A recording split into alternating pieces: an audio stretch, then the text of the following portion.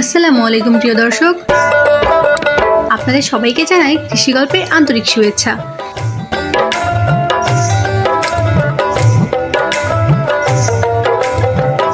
আজ আমরা এসেছি করলা ক্ষেতের এক টুকরো জীবন দেখতে।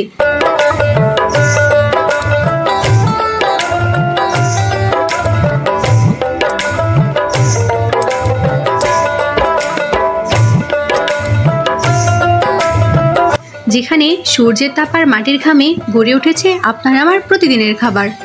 এই যে দেখছেন, করলার জমিতে কৃষাণ ও কৃষাণীর অবিরাম পরিশ্রম। সকালে সূর্য ওঠার আগে থেকেই শুরু হয় এদের দিন। মাটিতে ভালোবাসা বনে ঘামে ভিজে ওঠে করলার গাছ।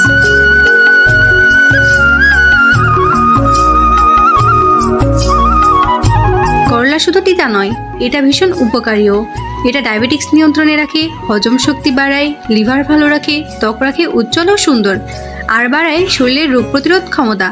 তাই করলা খান নিয়ম করে, সুস্থ থাকুন প্রতিদিনই। কৃষকের হাসি ফুটুক আপন ঘরে। ভিডিওটি ভালো লাগলে চ্যানেলটি সাবস্ক্রাইব করুন, কৃষি শপের পাশে থাকুন, কারণ কৃষকের হাসি আমাদের স্বপ্ন। ধন্যবাদ।